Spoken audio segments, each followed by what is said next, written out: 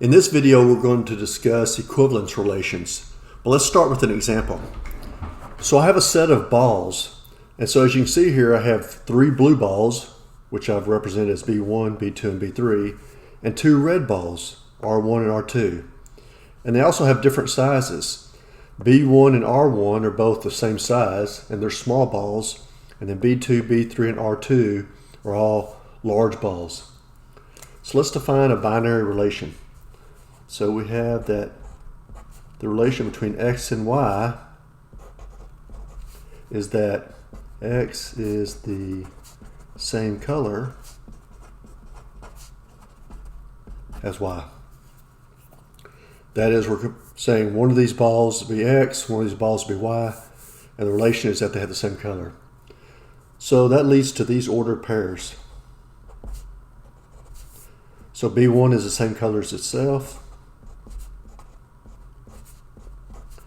B1 and B2 are the same colors. B1 and B3. B2 and B1. B2 and B2. B2 and B3. B3 and B1. B3 and B2. B3 and B3, and they have R1 and R1, R2, or excuse me, we'll call this one R1 and R2, R2 and R1, and R2 and R2. Those are the ordered pairs that satisfy this relation here. Okay? So what properties does this relation have? Is it reflexive? Yes, there's B1, B1, B2, B2, B3, B3, R1, R1, R2, R2. Is it symmetric? That's also yes. Because we can see that B1 and B2 are the same color and B2 and B1 are the same color. Remember, that's what symmetry says, that if the ordered pair XY is in your relation here, then the ordered pair YX has to also be there. And we could work through the others and see that all of those will match. And finally, is it transitive? That's also yes. That says that if the ordered pair XY is in your set, and the ordered pair YZ is in your set, then XZ has to also be in the set. So B1, B2, B2, B3. So therefore, if it's transitive, we should have B1, B3, and we do. And we could check that for each possibility. So all these are satisfied. And so when we have a binary relation on a set S that's reflexive, symmetric, and transitive, we call that an equivalence relation.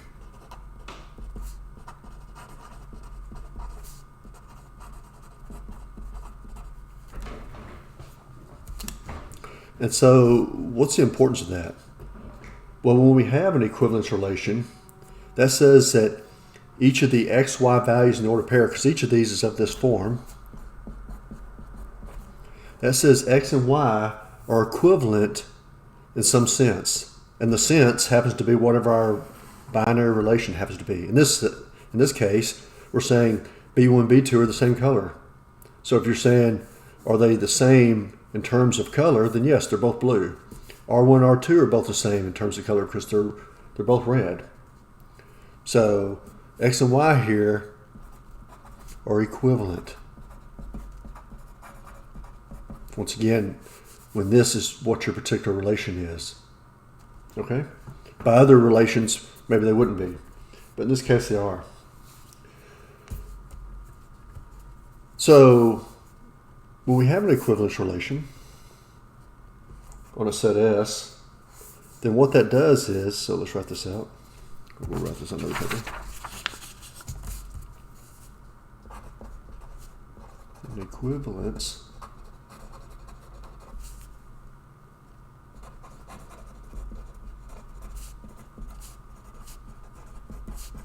So equivalence relation on a set S separates the elements of S into disjoint, non-empty subsets of S.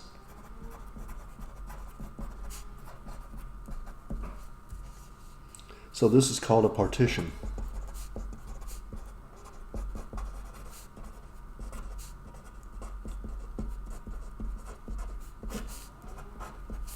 So it's a partition of S, and each of these subsets is an equivalence class.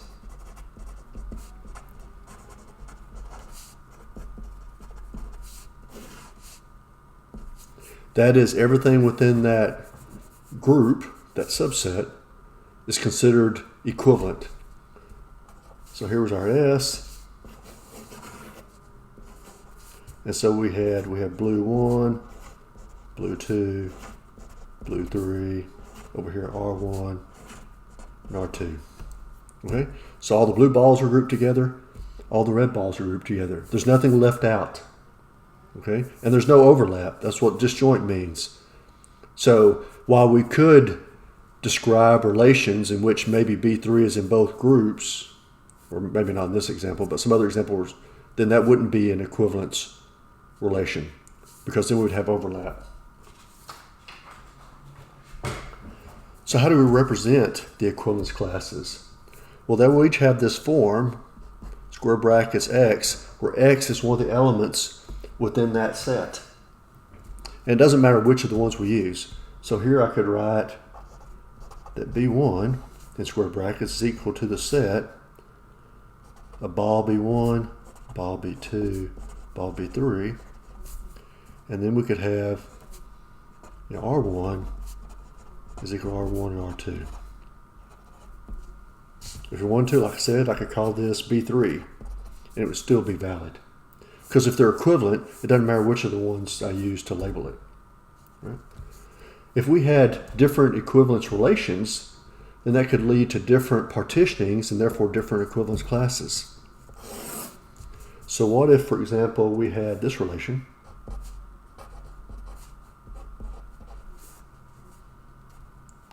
X has the same size as Y. If we remember back to what I had a moment ago, there's our original set at the top. So we can see B1 and R1 are the same size, and then B2, B3, and R2 are all the same size. So here I would have, these are the equivalence classes, we'd have B1 consists of the elements B1 and R1, and we would have that B2 consists of the elements B2, B3, and R2. We could define another if we wanted to.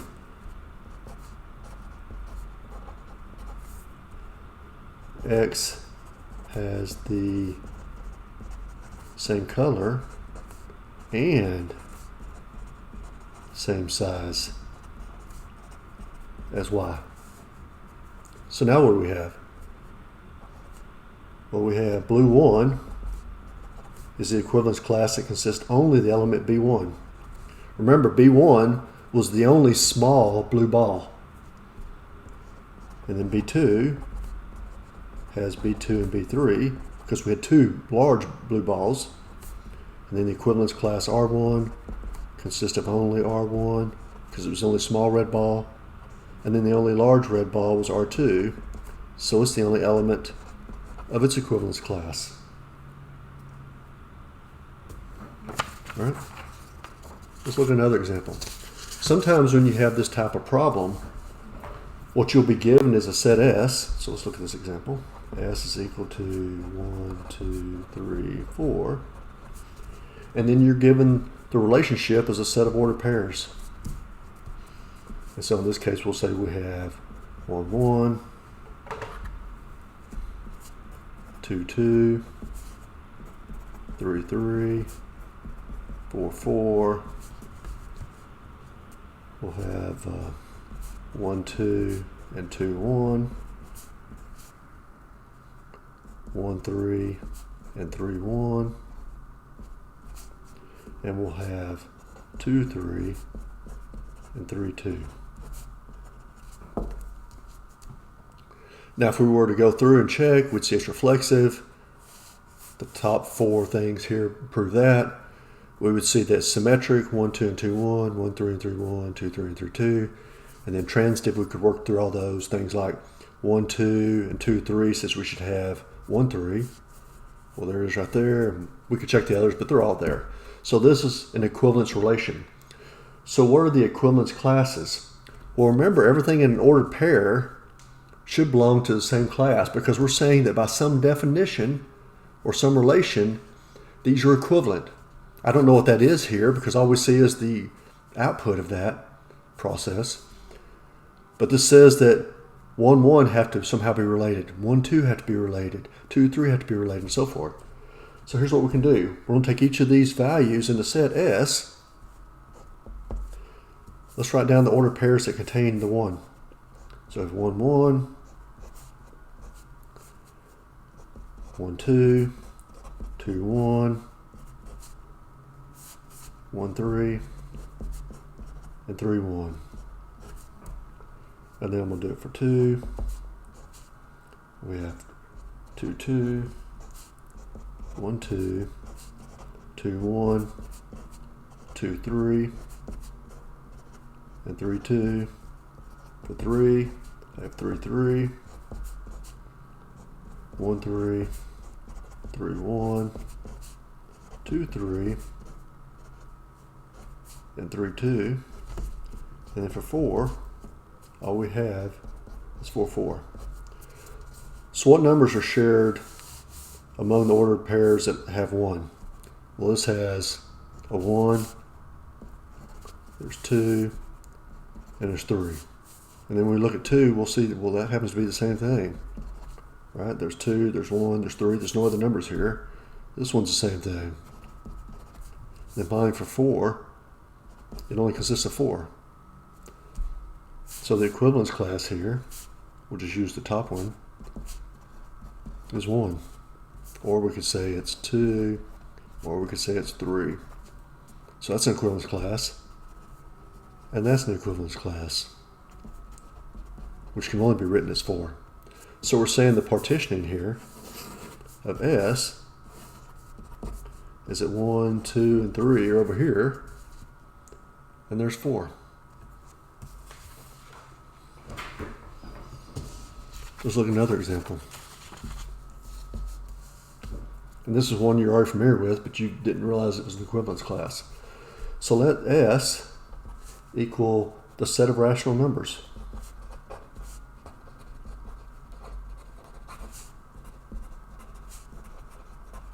Recall that rational numbers are those that can be written as a fraction, P over Q, where P and Q are elements of the integers, and Q is not equal to 0.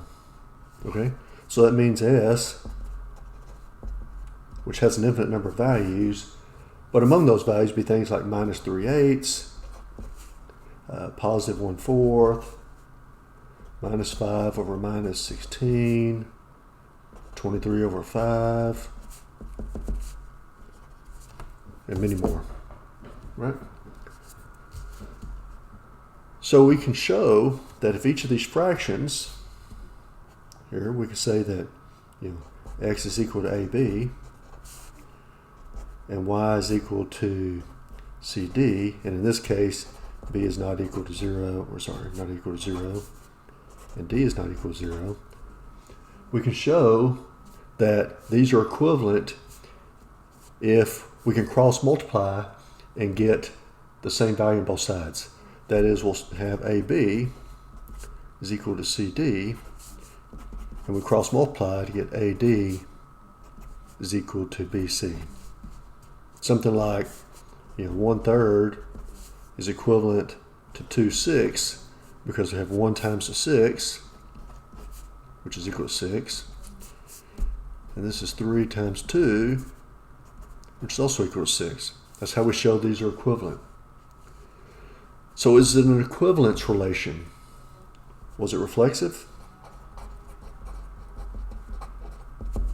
Yes, because, A over B has to be equivalent to A over B, right? Because when we do the cross multiplying, we're going to get AB is equal to BA, and since multiplication of integers is commutative, BA is equal to AB.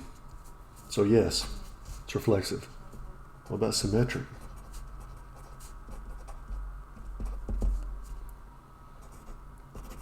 If we have that, A over B is equivalent to C over D, it is also true that C over D is equivalent to A over B. Well, this leads to AD equals BC. If we have C over D is equal to AB, that leads to CB is equal to DA, and AD and DA are equal, CB and BC are equal, so yes, it's also symmetric. What about transitive?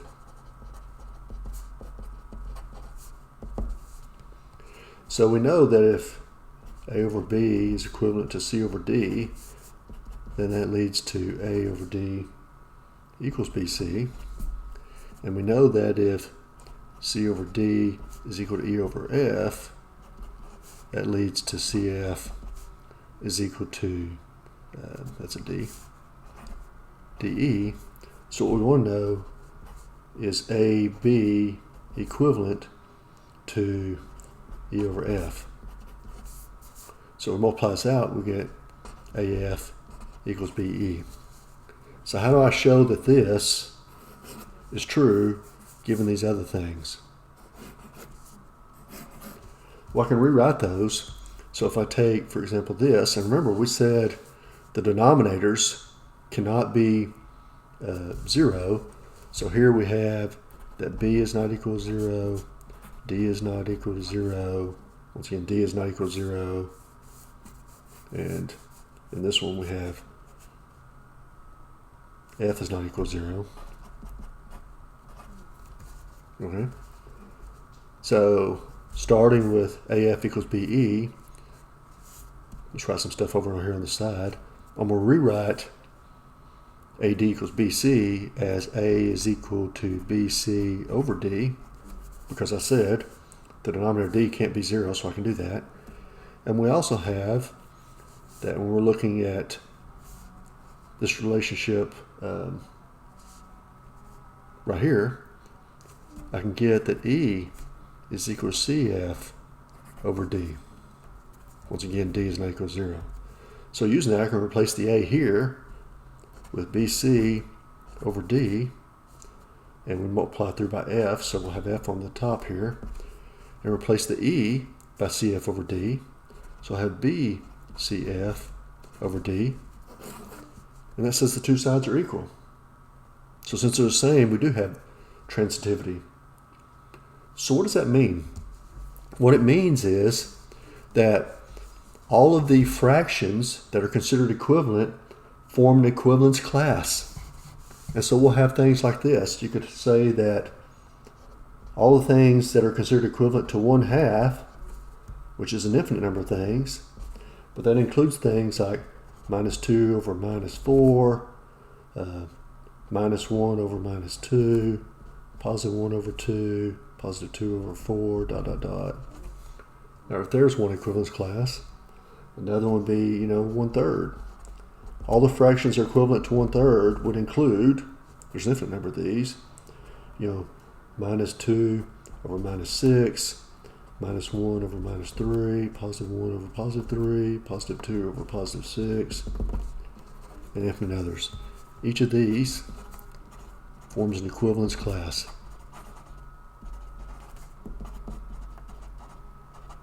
Which means that ultimately we're partitioning the set of rational numbers into these different groups of things that are considered equivalent. So that's an equivalence relation and an equivalence class you've been using for a long time without even knowing that's what you were doing.